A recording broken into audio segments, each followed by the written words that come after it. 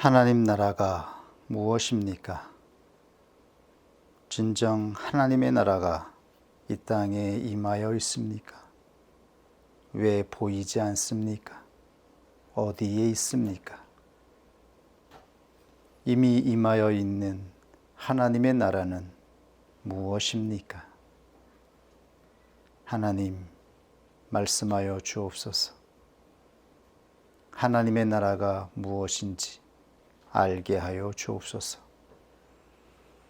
예수님의 이름으로 기도드립니다. 아멘.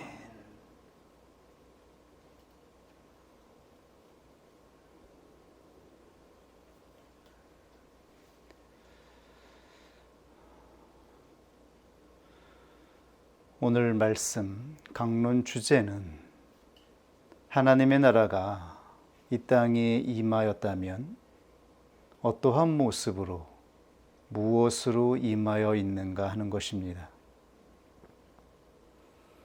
하나님의 나라가 진정 이 땅에 임하여 역사하고 있습니까?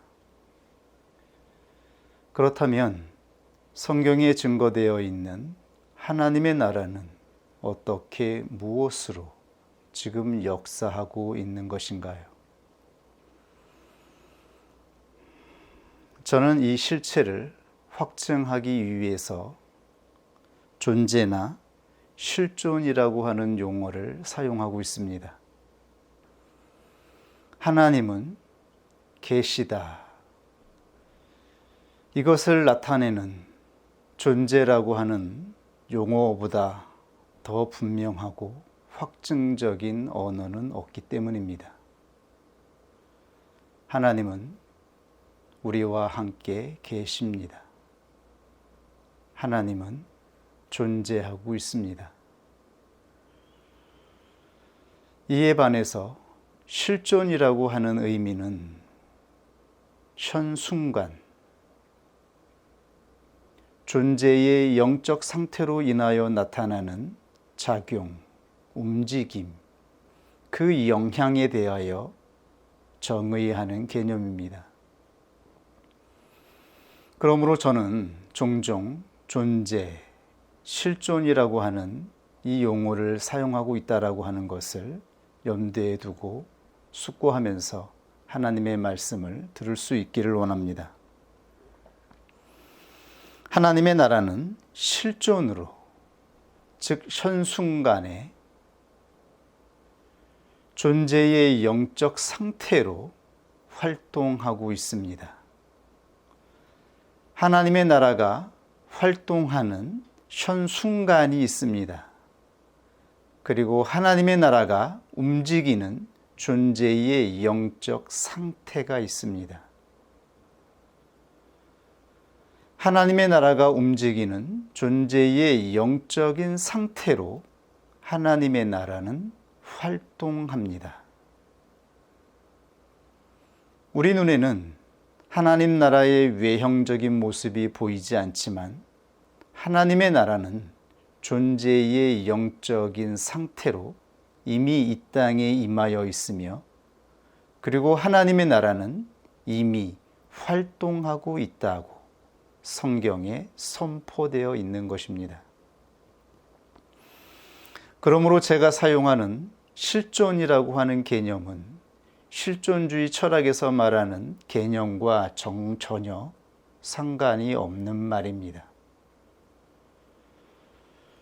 제가 사용하는 실존이라고 하는 의미는 하나님의 나라가 이 땅에 임하여 역사하고 있는 상태를 나타내기 위해서 가장 적합한 용어로 사용하고 있는 것입니다. 하나님 나라는 존재의 실존으로 순간순간에 활동하고 있습니다. 더 정확히 말하면 실존이라고 하는 의미는 성령의 내주하심으로 말미암아 나타나는 성령님의 움직임이라고 할 수가 있습니다. 우리 안에서 역사하는 하나님의 나라는 우리 안에 내주하시는 성령님의 움직임과 작용의 상태를 의미하는 것입니다. 이것이 바로 기독교에서 말하는 하나님의 나라를 설명하는 가장 중요하고 적합한 의미임을 우리는 명심해야 합니다. 하나님의 나라는 이제 예수 그리스도를 믿는 사람들의 실존으로 이 땅에 임하여 역사하고 있습니다.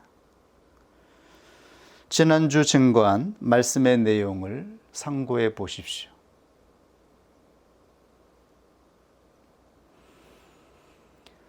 하나님 나라는 보이지 않는 실체라고 말씀드렸습니다.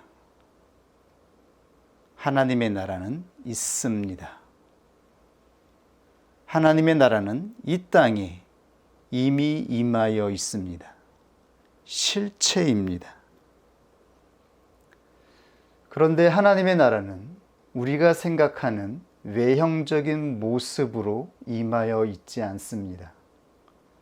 하나님의 나라는 보이지 않는 실체로 임하여 있는 것입니다. 이러한 분명한 의미를 알고 있을 때 우리는 하나님의 나라가 어떻게 이 땅에서 역사하고 활동하고 있는지를 알 수 있을 것입니다. 하나님의 나라가 이 땅에 임하여 활동하고 있음에도 불구하고 왜 외형적인 모습으로 나타나지 못하고 있는 것일까요? 왜 사람들은 하나님의 나라를 눈으로 볼 수 없는 것일까요?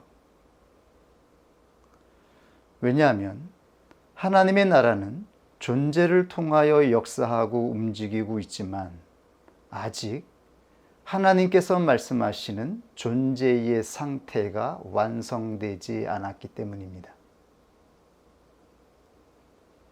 하나님께서 보시는 존재의 상태가 완성되지 않았습니다.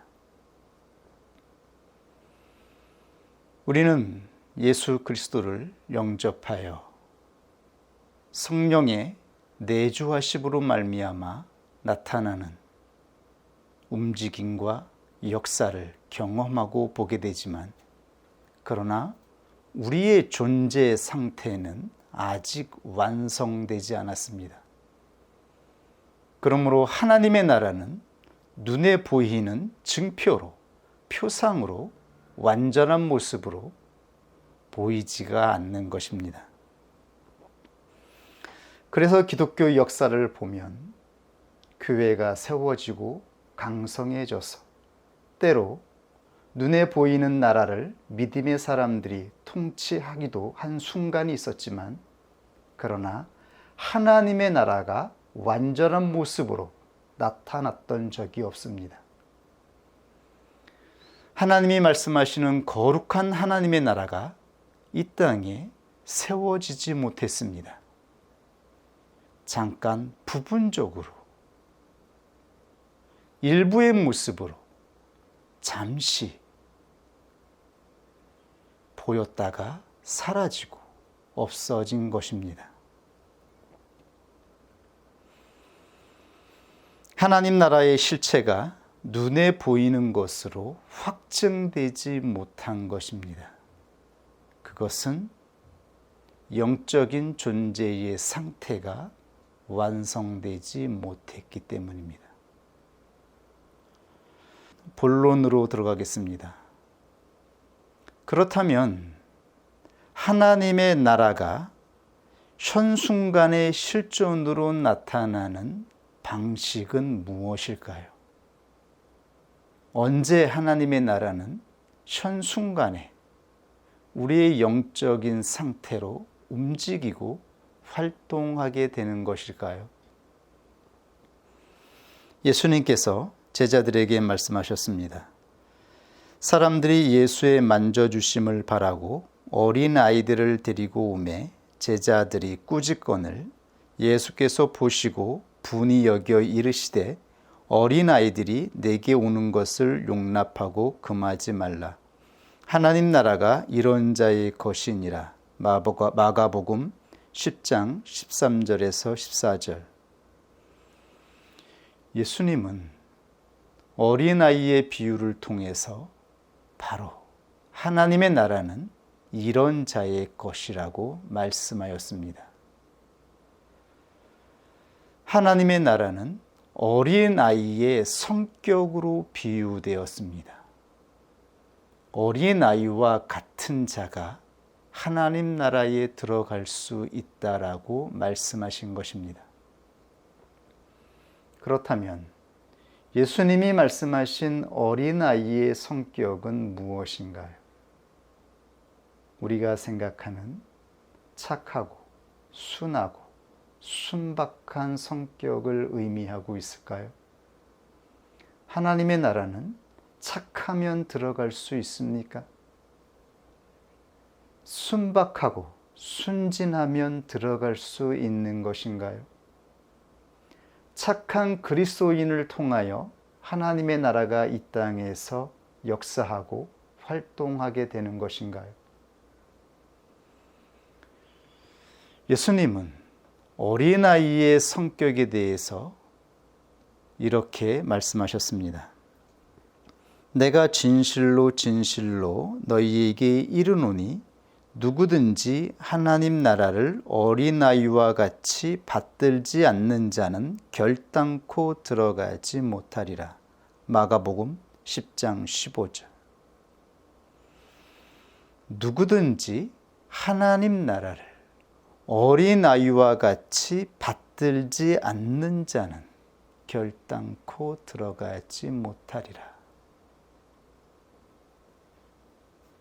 이 성격을 말씀하신 것입니다. 어린아이는 주권을 가지고 있지 않습니다. 모든 결정권은 부모가 가지고 있습니다. 부모가 가진 주권으로 결정하는 대로, 선택하는 대로 받아들여서 살 수밖에 없는 상태가 바로 어린아이입니다. 성인이 되어서 독립할 수 있는 나이가 될 때까지 어린아이는 전적으로 받는 것으로 사는 존재입니다. 자기의 것이 없습니다. 자기의 주장이나 자기의 가치관을 내세울 수 없습니다. 어린아이는 전적으로 받아야 합니다. 전적으로 받는 것으로 사는 존재의 상태를 의미하고 있는 것입니다. 이러한 상태가 되었을 때에 하나님의 나라를 받을 수 있다라고 말씀하신 것입니다. 이것을 사도 요한은 예수님을 영접하는 의미와 동일하게 사용한 것입니다. 영접하는 자, 곧 그 이름을 믿는 자들에게는 하나님의 자녀가 되는 권세를 주셨으니 요한복음 1장 12절. 여기서 영접은 주권을 가진 진정한 왕을 받아들이는 것입니다. 요한 사도가 말한 영접이라고 하는 의미는 왕의 주권을 받아들이는 것, 주권을 가진 왕을 영접하는 것입니다. 왕의 권세를 받아들일 때 그는 또한 자녀의 권세를 가지게 되는 것입니다. 이 권세는 주권을 가진 왕의 권세인 것입니다. 단순한 자녀를 말씀하신 것이 아닙니다. 자녀가 되는 권세를 받는다라고 말씀하였습니다. 주권을 가진 왕을 영접하는 것이기 때문입니다. 그러므로 주님께서 어린아이를 하나님 나라에 들어가는 성격으로 비유하셨을 때에 이 비유는 어린아이의 착한 성격이나 순진함이나 그러한 것을 의미하는 것이 아니었습니다. 그런데 사람들이 오해한 것이죠. 그것은 세상 사람들도 가지고 있는 성격인 것입니다. 그러한 성격으로 하나님 나라에 들어가는 것이 아닙니다.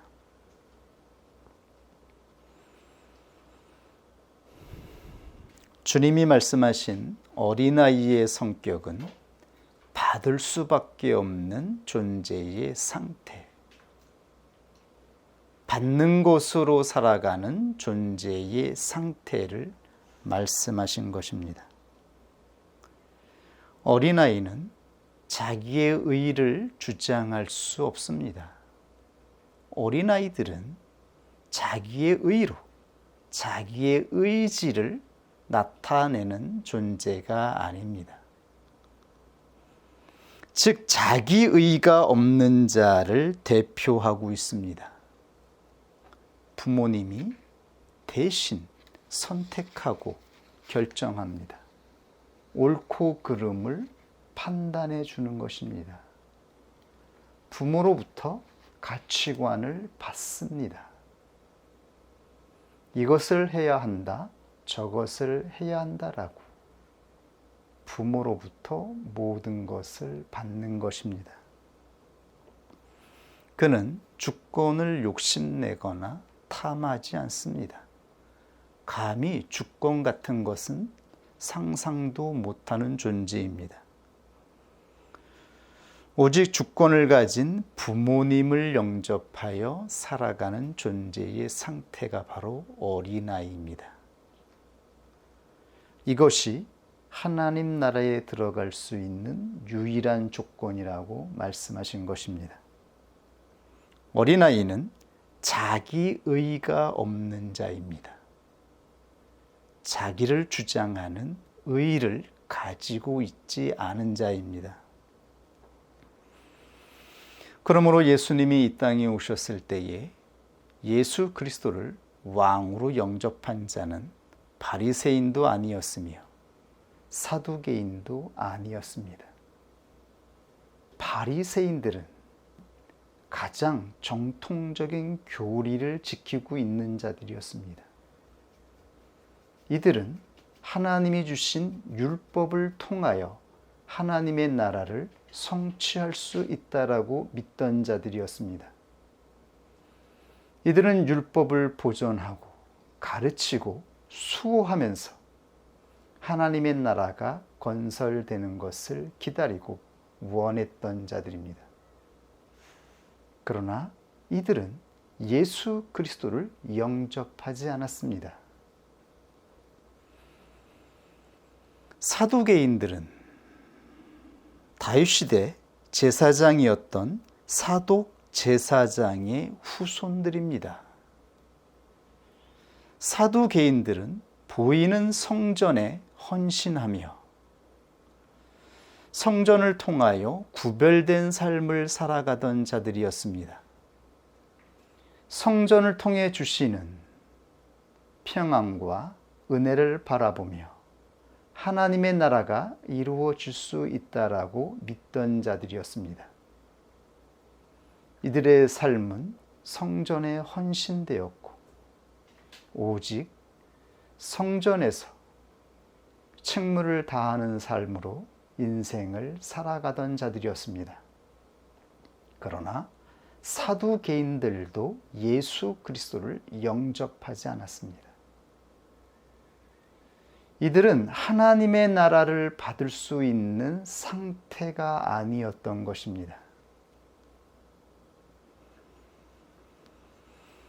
자신들이 그토록 기다리던 하나님의 나라를 예수 그리스도가 가지고 왔음에도 불구하고 예수 그리스도를 왕으로 영접하지 않았습니다. 그러므로 예수 그리스도를 영접한다라고 하는 것은 우리가 생각하는 믿음과 전혀 다른 것이라고 하는 것을 알 수 있습니다. 우리가 흔히 생각하는 그러한 생각으로 예수 그리스도를 영접할 수 있는 것이 아닙니다. 율법을 삶의 원칙으로 지키며 살아가고자 애쓰는 자들에게 영접되지 않았습니다. 또한 성전을 섬기며 살아가는 성전 중심의 삶을 살아가던 자들에게 영접되지 않았습니다. 그렇다고 해서 그 당시에 젤로신이나 에세네인들을 통하여서도 영접되지 않았습니다. 이들은 실천적인 자들이었습니다. 이들은 하나님의 나라를 몸소 행하고 실천하는 삶으로 기다리고 이루어질 수 있다라고 믿던 자들이었습니다. 에세네인들은 사회 근처에 살면서 금욕하고 결혼도 하지 아니하고 자녀도 낳지 않고 고기를 입에 대지 않고 살아가던 자들이었습니다. 이들은 수도사적인 경건한 삶을 통하여 하나님의 나라가 이 땅에 이루어질 수 있다라고 믿던 자들이었습니다. 육체의 욕망과 육체에 원하는 것을 철저하게 끊어버리고 구별된 삶을 살아가는 것으로 자신들이 하나님의 나라를 영접할 수 있다라고 믿던 자들이었습니다. 그러나 이들도 예수 그리스도를 영접하지 않았습니다. 젤로파는 더 현실적으로 실천적인 신념을 가진 자들이었습니다. 이들은 독립운동을 하는 사람들처럼 직접 싸워서 하나님의 나라를 쟁취해야 한다라고 믿던 자들이었습니다. 참으로 용감한 사람들이었습니다. 이들은 힘이 없다고, 주권이 없다고 가만히 있던 자들이 아니라 자기가 가지고 있는 것으로 거대한 제국과 싸워 하나님의 나라를 이루려고 하였던 자들입니다. 그런데 이들 모두는 예수 그리스도를 영접하지 않았습니다. 바리새파 사람들, 사두개파 사람들, 젤로파 사람들, 에세네파 사람들, 하나님의 나라를 고대하고 기대하던 대표적인 이 사람들은 예수 그리스도를 영접하지 않았습니다. 이유가 무엇일까요? 이들은 저마다 자기 의를 가지고 있었습니다. 자기가 옳다고 생각하는 신념을 가진 자들이었습니다. 이들은 자기 의를 가지고 자기 의지를 다하여 하나님의 나라를 고대하며 기다리던 자들이었습니다.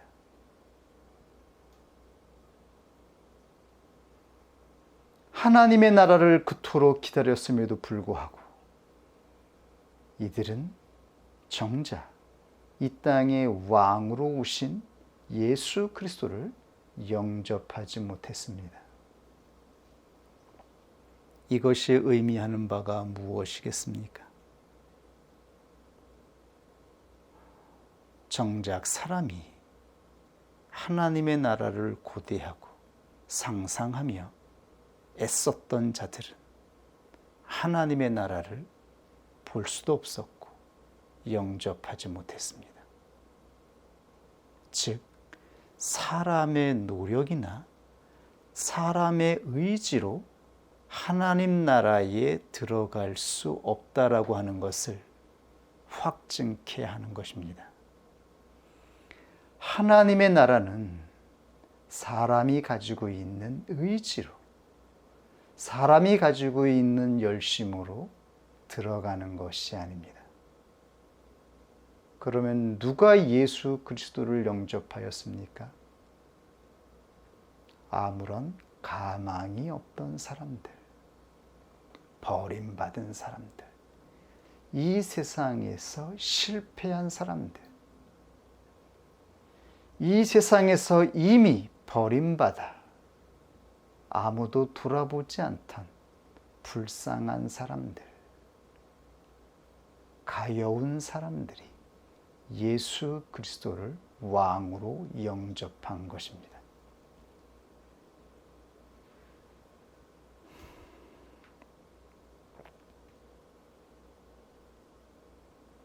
이들은 자기의 인생을 지탱하고 자기의 영혼을 지킬 만한 가치관이나 신념을 가진 자들이 아니었습니다. 모든 가치관과 신념이 파괴된 자들이었습니다. 이것이 의미하는 바가 무엇인가요? 하나님의 나라는 하나님의 나라를 받을 수 있는 상태가 있어야 하는데, 이 상태는 오직 어린아이와 같은 상태라고 말씀하신 것입니다. 어린아이처럼 전적으로 받을 수 있는 상태가 되었을 때에 하나님의 나라가 임하는 것입니다. 자기가 옳다고 주장하는 신념을 가진 자들은 하나님의 나라를 받을 수 없습니다.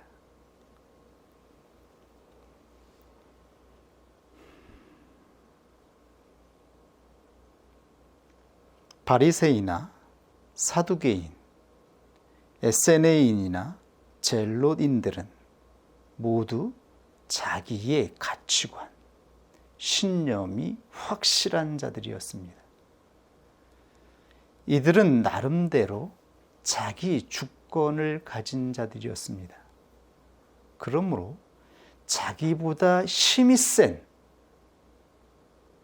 권세 있는 왕적인 주권으로 왕으로 오지 않는 이상 왕을 영접할 수 없는 것입니다. 그런데 예수 그리스도는 권세 있는 왕적인 주권으로 이 땅에 오시지 않았습니다. 예수 그리스도는 힘 있는 주권을 행사하는 자로 이 땅에 오시지 않았습니다. 예수 그리스도는 가난한 자들에게, 힘이 없는 자들에게 오셔서 권세 있는 주권으로 사람들을 초청하지 않았습니다. 예수님은 겸손한 자로 이 땅에 오셨습니다. 그러므로 자기의 주권을 가지고 있었던 이들은 예수 그리스도를 바로 볼 수 없었던 것입니다. 자기가 가지고 있는 주권을 가지고서는 연약해 보이고 초라해 보이는 예수 그리스도의 나라를, 그 실체를 볼 수가 없었던 것입니다. 주님이 말씀하신 어린아이와 병자들은 그 어떤 의지도 없는 자들을 대표합니다. 옳을 의와 의지는 동격입니다. 의지는 내가 어떤 것을 옳다고 믿고 움직이는 존재의 활동, 상태를 의미합니다. 우리의 의지는 우리가 옳다고 생각하는 가치관이나 우리가 옳다라고 하는 신념이 있을 때에 강해지는 것입니다.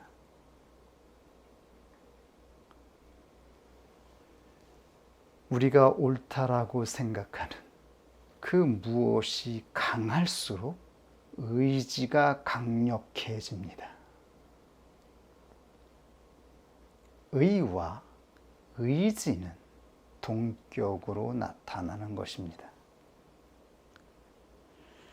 이 세상은 의지가 강한 자가 다스리고 이 세상은 의지가 강할수록 성공하며 숭배를 받게 됩니다.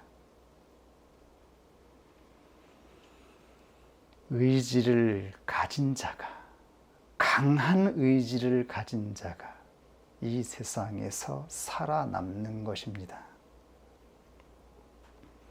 그러므로 이 세상에서 성공하는 사람들은 대부분 예수 그리스도를 영접할 수 없는 것입니다.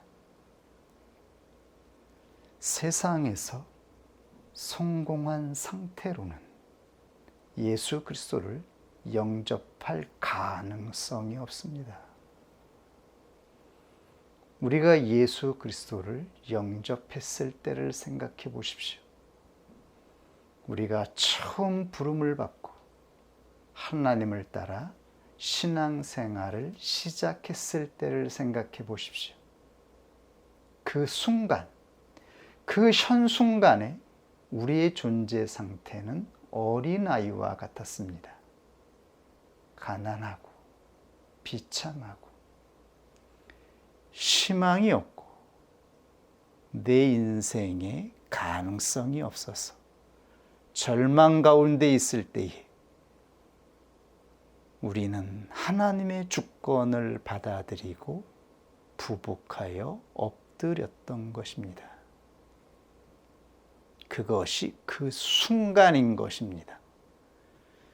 그 순간에 우리의 상태는 어린아이와 같은 상태가 되었던 것입니다.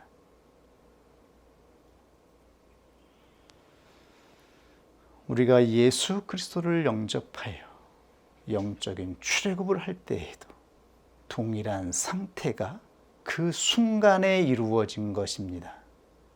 현 순간의 상태에 우리의 상태는 어린아이와 같은 상태가 되었던 것입니다.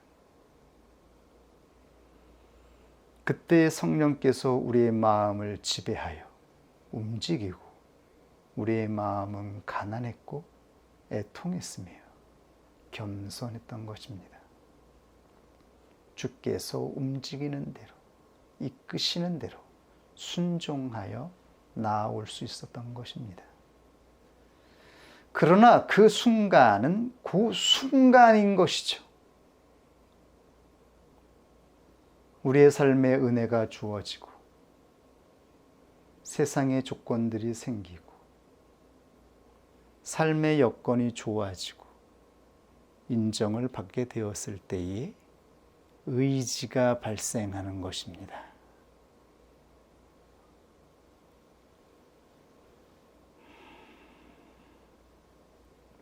우리의 의지가 발생하여 우리에게 임했던 은혜의 때는 지나가고 다시 세상의 역동이 활동하는 때가 되어지는 것입니다.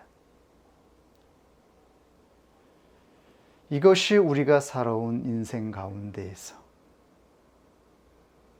우리가 보았던 증거이며 모습이며 실존인 것입니다. 교회조차 자기 의지가 강한 자가 교회를 지배하고 교회에서 인정받는 그러한 시대가 도래하게 되는 것이죠. 가난한 자로, 불쌍한 자로, 쉼없는 자로 예수 그리스도를 영접하여 교회를 섬기며 하나님의 나라를 받드는 자였는데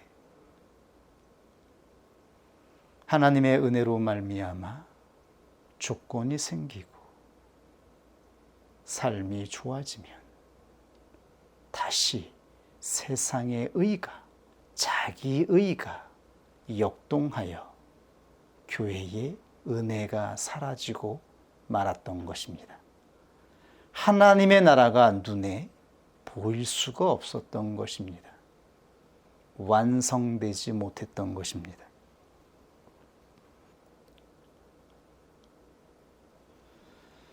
왜 사도 바울이 자신은 날마다 죽는다라고 고백하며 자신을 본받으라고 말씀하였을까요?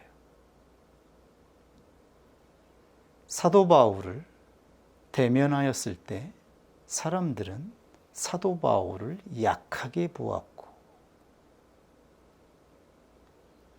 연약한 자로 보았습니다.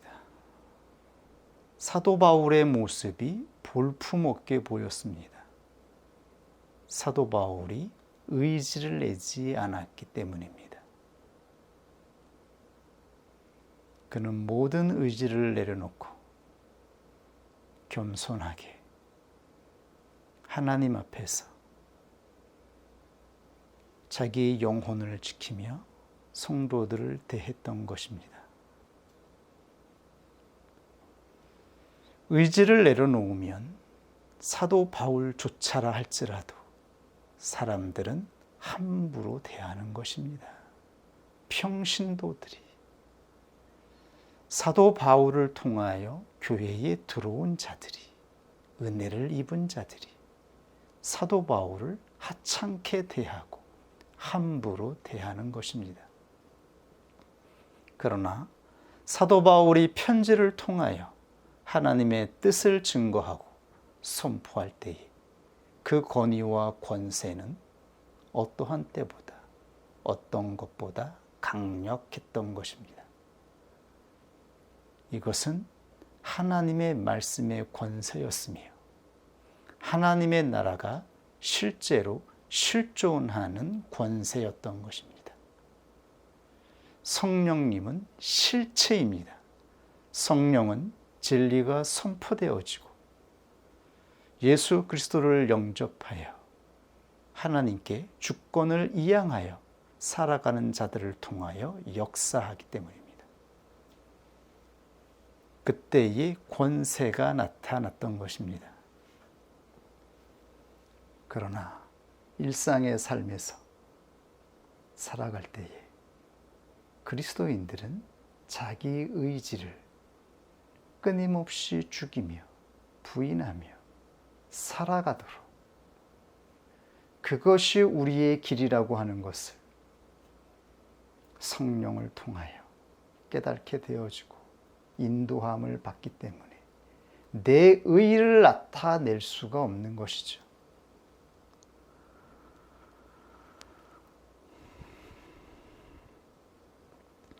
사람들이 예수 그리스도를 왕으로 영접하지 못하는 이유는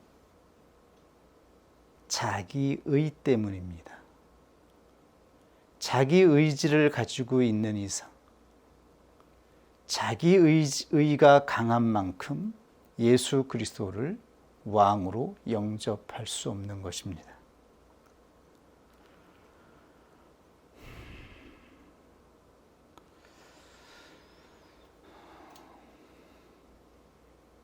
여러분, 우리는 어떻게 자기 의와 의지를 내려놓을 수 있을까요? 어떻게 해야 하나님의 나라가 우리 안에서 활동할 수 있을까요?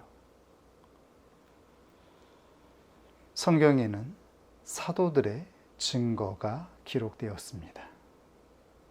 사도는 하나님의 나라가 역사하는 방법을 우리에게 가르쳐 주었습니다. 사도가 증거하였습니다. 예수 그리스도의 사람들은 육체와 함께 그 정과 욕심을 십자가에 못 박았느니라. 갈라디아서 5장 24절. 여기서 육체는 자기의와 자기의지를 가진 우리 존재 자체를 의미하고 있습니다. 이것은 우리 자신의 실존입니다. 우리 나름의 의와 그 의를 따라 의지를 내는 우리의 실존을 육체라고 말씀하신 것입니다. 그리고 이 육체의 실존은 정과 욕심으로 실제합니다. 이 정과 욕심은 생각하는 것보다 깊은 의미를 가지고 있습니다. 헬라어 사전을 찾아보면 정은 단순한 감정이 아닙니다.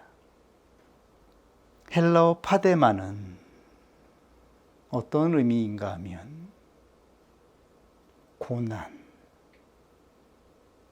인생의 슬픔, 인생의 괴로움을 의미하고 있습니다. 우리가 인생을 살아가면서 잘 살아보려고 수도 없이 애쓰고 고생하며 살아가면서 겪게 되었던 인생의 슬픔, 고통을 의미하고 있습니다. 우리가 누군가를 사랑하고 그 사랑하는 자와 행복하기 위해서 살아오면서 겪었던 그 모든 괴로움, 그 사랑이 이루어지지 않아서 겪게 되었던 그 고통, 안타까움. 사람이 인생을 통해서 경험하게 되어지는 우리 인생의 희노애락을 말씀하고 있는 것입니다. 이것이 바로 파데마, 정입니다.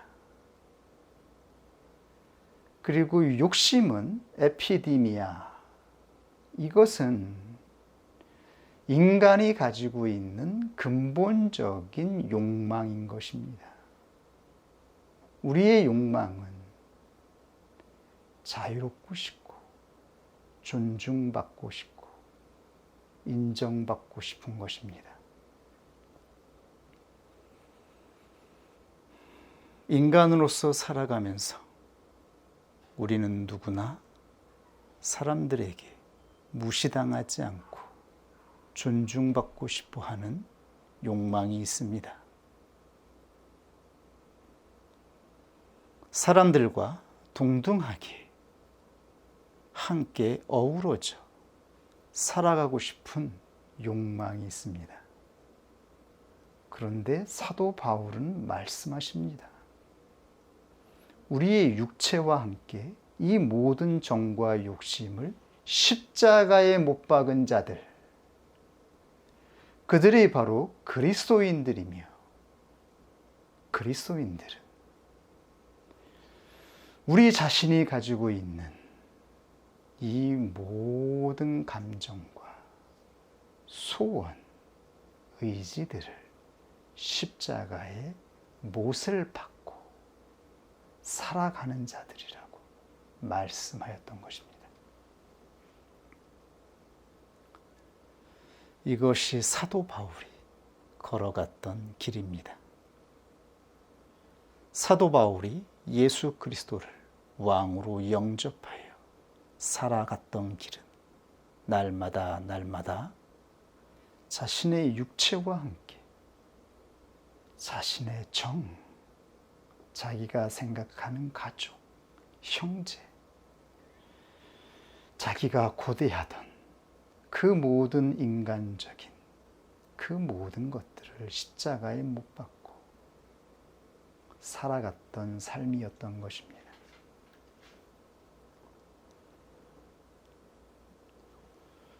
이것이 그리스도인의 삶입니다. 우리는 어떻게 우리의 육체와 함께 우리 안에서 끊임없이 작용하는 정과 욕심을 십자가에 못 박을 수 있을까요? 그것은 성령이 우리 안에 있기 때문인 것입니다. 우리의 정과 욕심을 따라가지 아니하고 성령을 따라갈 수 있기 때문입니다. 사도 바울은 성령을 따라갔습니다. 예수 그리스도를 영접한 자들 안에 하나님은 새 마음과 성령을 주셨습니다. 새 마음과 성령은 동격과 같습니다. 우리 안에 두 마음이 실제로 존재하겠습니까? 마음은 하나입니다. 우리의 육체를 통하여 끊임없이 작용하는 마음에 성령께서 이루시는 작용과 움직임으로 말미암아 우리를 인도하고 깨닫게 하고 이끄는 마음이 있는 것입니다. 이것을 새 마음이라고 하는 것이죠. 그러므로 새 마음은 성령이 없으면 새 마음도 존재할 수 없는 것입니다. 성령이 없는데 어떻게 새 마음이 우리 안에서 자리를 잡을 수 있겠습니까? 우리의 육체의 의지를 거부하고 우리의 육체의 의지를 제어하고 우리의 육체의 의지를 다스릴 수 있는 유일한 방법은 성령을 따라가는 것입니다. 성령께서 우리의 마음을 지배하는 것입니다. 처음에는 하나님의 강권으로 지배하게 되지만 차차 우리의 의지로 성령과 하나가 되어서 따라가는 삶을 살아가게 되는 것입니다. 이것이 완전한 상태로 성취되었을 때에 하나님의 나라는 완전한 모습으로 보인다라고 말씀하고 있는 것입니다. 우리는 지금 완전하지 않습니다. 불완전합니다. 그러나 하나님의 나라는 현순간에 현재의 존재 상태로 역사하고 움직입니다. 성령께서 우리 안에서 움직일 때에 역사하는 것입니다. 그러므로 성경에 증거된 옛사람의 실체는 육체이며 새 사람의 실체는 성령입니다.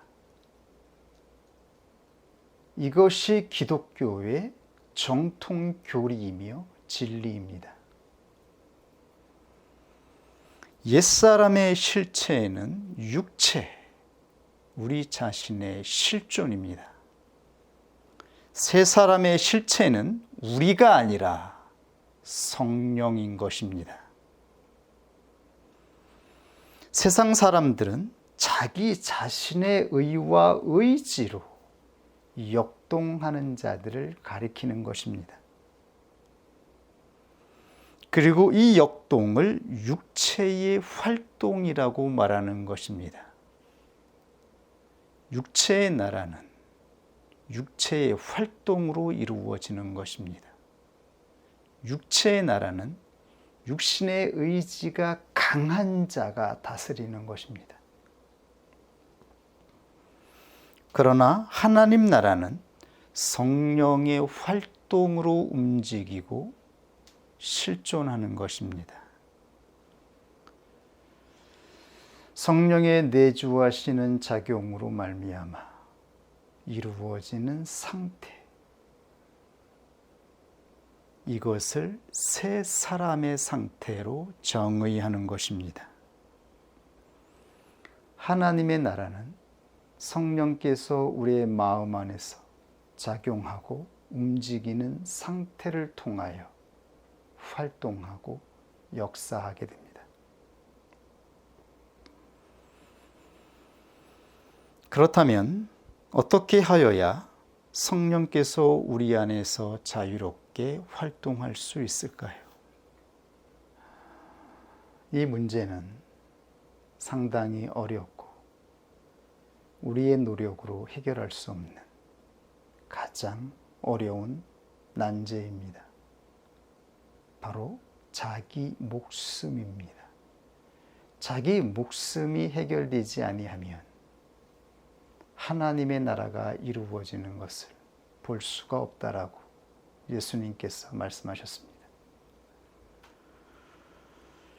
자기 생명을 사랑하는 자는 잃어버릴 것이요 이 세상에서 자기 생명을 미워하는 자는 영생하도록 보존하리라. 요한복음 12장 25절. 이에 예수께서 제자들에게 이르시되 아무든지 나를 따라오려거든 자기를 부인하고 자기 십자가를 지고 나를 쫓을 것이니라. 누구든지 제 목숨을 구원코자 하면 잃을 것이요 누구든지 나를 위하여 제 목숨을 잃으면 찾으리라. 마태복음 16장 24절에서 25절. 자기 목숨을 버리지 않는 자는 결코 예수님을 따라갈 수 없다. 예수님을 따라갈 수 없을 것이라고 선포하였습니다. 성경에서 증거하는 자기 목숨의 정체는 우리 자신의 감정과 의지입니다. 우리 안에서 발생하는 감정. 이 감정은 우리의 의를 따라 움직이는 것입니다. 우리의 의를 따라 감정이 요동하고 우리의 의지가 활동하게 되어집니다. 이 감정과 의지가 해결되지 않고서는 누구도 예수 그리스도를 따라 갈 수 없다라고 말씀하였습니다.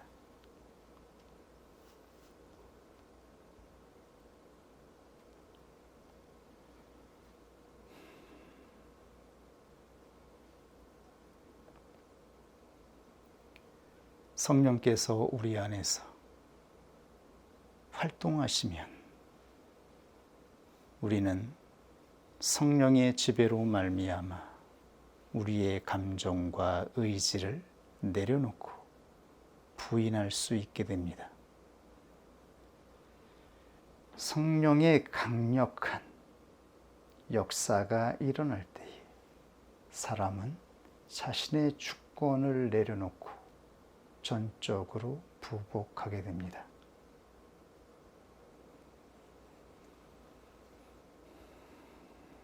성령은 우리에게 이 길을 갈 수 있도록 도우시고 역사하시는 영인 것입니다.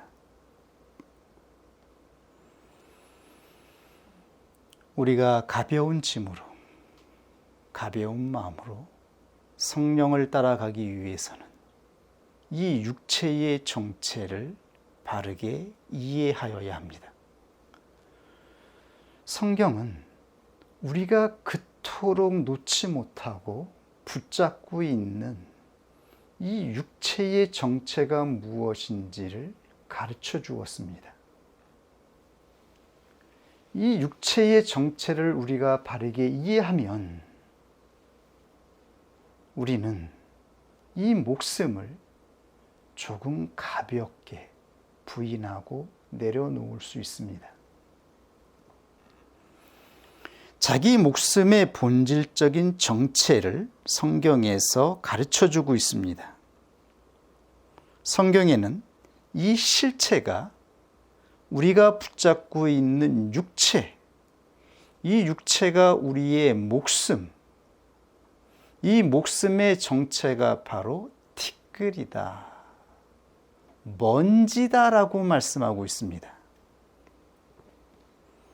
하나님의 말씀을 보십시오. 여호와 하나님이 흙으로, 시브리어로 아파르, 이것은 먼지, 티끌, 마른 흙을 의미합니다. 생명이 없는 먼지, 쓸데없는 먼지 투성이들, 이것이 바로 육체의 정체라고 말씀하였습니다. 이 흙으로 사람의 모양을 만드시고 거기에 생기, 즉 네샤마는 하나님의 숨, 하나님의 호흡, 즉 하나님에게 있는 생명을 불어서 우리 안에 불어 넣어 주셨다라고 하는 것입니다. 생기를 그 코에 불어 넣으시니 사람이 생령, 네페시가 되었다라고 말씀하고 있습니다. 살아있는 영적인 존재가 되었다라고 하는 것입니다. 이것이 바로 숨쉬는 존재이며 영혼입니다. 그러므로 사람의 가치 있는 실체는 영혼에 있던 것입니다. 이 영혼이 무엇일까요? 하나님께서 불어넣으신 하나님 자신의 것, 자신 안에서 나온 이 생명의 기운의 정체가 무엇일까요? 성령이 아닐까요? 이 온 세상을 살아 움직이게 하는 생명의 기운은 성령으로 정의되고 있습니다. 성령이 우리 안에 들어와서 살아있는 존재가 되었을 때에 우리는 그것을 영혼이다. 그러므로 영혼이 진정한 존재다 라고 말할 수 있는 것입니다. 육체는 티끌에 불과하고 먼지에 불과한 것입니다.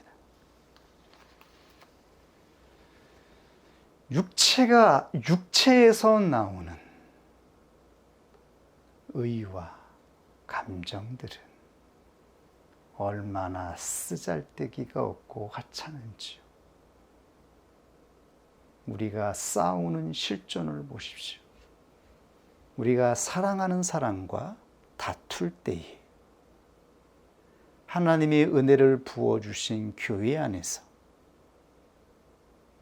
가장 신뢰할 만한 관계성 안에서 다투고 싸울 때에 우리 안에서 발생하는 감정, 이 혈기를 한번 보십시오. 뭐 때문에 나는 이렇게 감정을 폭발하고 있을까? 이 모습은 실로 짐승과 같지 않은가? 인간은 끊임없이 전쟁을 일으키고 싸우고 사람을 죽이는 끔찍한 모습을 보였습니다. 영화를 통해서 전쟁하는 모습을 보십시오. 살점이 떨어져 나가고 서로가 서로를 죽이고 감정을 폭발할 때의 그 끔찍한 광경은 우리가 삶의 실존에서 싸우는 모습과 동일합니다. 우리의 실존이 터져 나왔을 때 전쟁의 역사가 발생했던 것이죠. 우리 감정의 축소판인 것이죠. 얼마나 끔찍하고 더럽고 상처받고 상처 주고 뭐 때문에요? 자기가 옳다라고 하는 그 가치관, 그 가치관으로 도대체 무엇을 이룰 수 있어서요? 민주주의 체제, 공산주의 체제,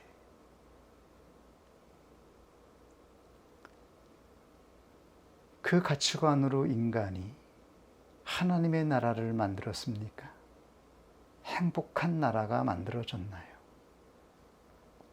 우리는 우리가 싸우는 감정과 역동으로 우리의 실존에서 평화의 나라를 만들 수 있을까요? 너무나 티끌과 같고 먼지와 같은 생각들, 하나님이 주신 신뢰의 관계성보다, 하나님이 주신 사랑하는 마음보다, 하나님이 주셨던 이 너무나 경건한 마음보다 그것이 정말 중요합니까? 왜 그것을 버릴 수가 없을까요? 왜 놓지 못해서 갈등하고 번민하며 우리는 괴로워할까요? 이 정을 십자가에 못 박으라고 사도 바울이 말씀하고 있습니다. 이 정은 육체에서 나오는 것입니다. 티끌이며 먼지인 것입니다. 이것 때문에 성령이 우리를 떠난 것입니다. 하나님이 인류를 멸망시킨 것입니다.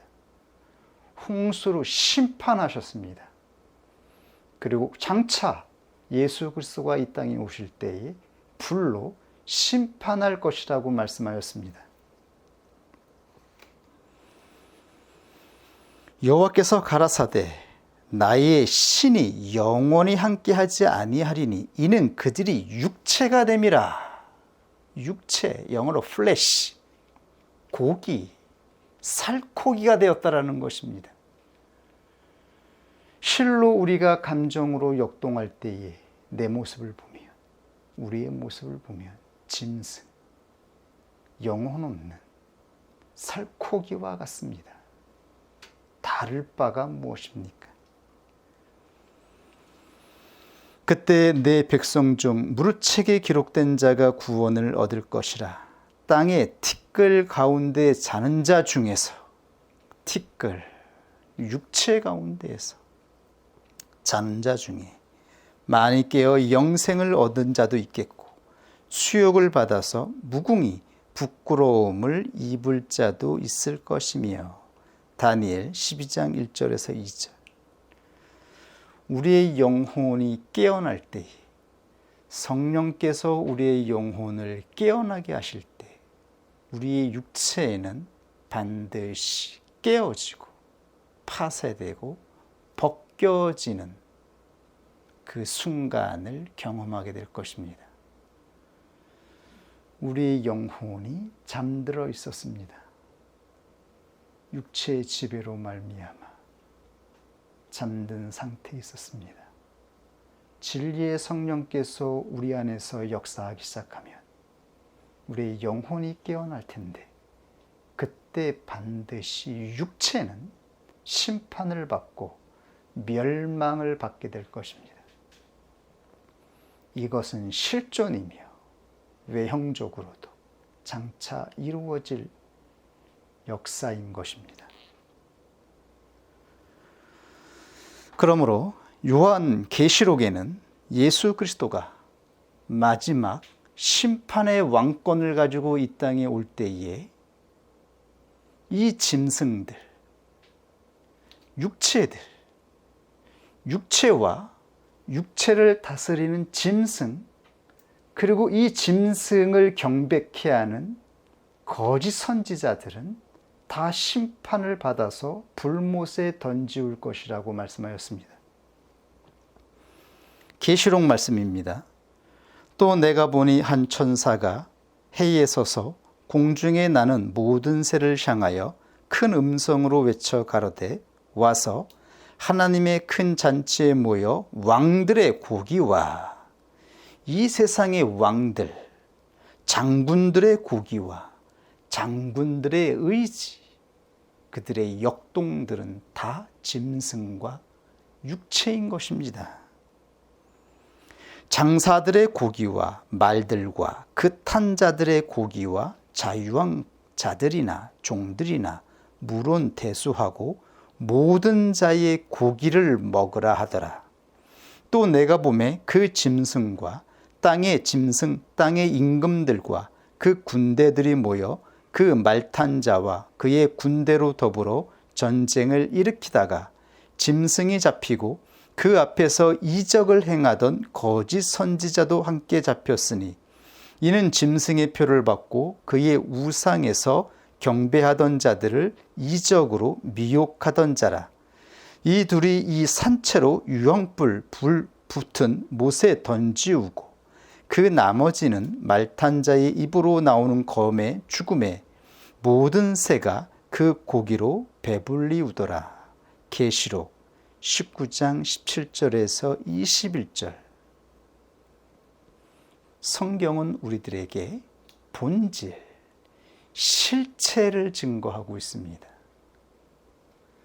성령이 없는 존재는 육체이며 육체에는 바로 고기이며 이 고기를 지배하는 짐승과 왕들이 있는 것이며 이들을 숭배케 하는 거짓 선지자가 있다라고 말씀하였습니다. 그러므로 하나님은 창세기와 계시록을 통하여 처음과 마지막을 동일하게 선포하였습니다. 하나님이 첫 번째 홍수로 멸망시킨 것은 혈육 있는 자들, 육체였습니다. 그리고 마지막 계시록에서 두 번째 심판으로 완전히 멸망받을 그 실체가 바로 육체다, 짐승이다라고 말씀하고 있는 것입니다. 그러므로 예수 그리스도를 영접한 자들이 이 육체를 따라 작용하는 정과 욕심을 십자가에 못 박고 성령을 따라 나아가라고 말씀하였던 것입니다. 우리가 이 길을 갈 수 있는 유일한 길은, 유일한 방법은 성령을 따라가는 것입니다. 성령이 안 계시면, 성령께서 실체가 아니면 그 누구도 어린아이와 같은 상태가 되어 하나님의 나라를 받을 수가 없습니다. 인간의 의지로는, 우리 자신의 의지로는 스스로 우리의 육체를 파쇄할 수 없습니다. 성령께서 우리의 육체를 파쇄하고 부수셔서 우리의 영혼을 깨어나게 하십니다. 그리고 새 마음으로 이 육체의 정체를 밝히셔서 이 먼지와 같은 우리가 가지고 있는 이 인생의 신오애락들, 우리가 소망하는 소원들, 우리의 욕망들, 그리고 우리가 괴로워하는 이 인생의 감정들, 그 모든 것들을 십자가에 못 박으라고 말씀하십니다. 성령께서 우리 마음 가운데에서 역사하는 그 믿음을 따라가면 이 짐이 그렇게 무겁지 않을 것이라고 말씀하였습니다. 사람들은 너무나 무겁고 고통스러워서 이것을 해결할 수 없지만 예수 그리스도를 영접한 자 안에는 하나님의 성령이 계셔서 이 길을 가볍게 갈 수 있다라고 말씀하신 것입니다.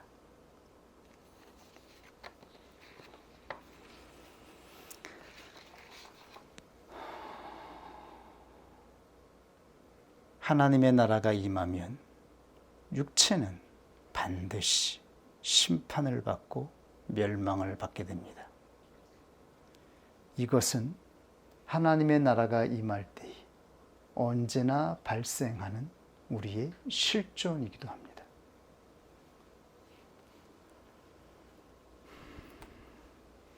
하나님의 나라가 이미 이 땅에 임하여 활동하고 있습니다. 실존 가운데에서 성령께서 작용하시는 영적인 상태를 통하여 하나님의 나라가 활동하고 있습니다. 이것을 분명하게 보고 깨닫고 믿음으로 따라가는 자가 되기를 원합니다. 우리 같이 하나님 말씀 앞에 기도하겠습니다.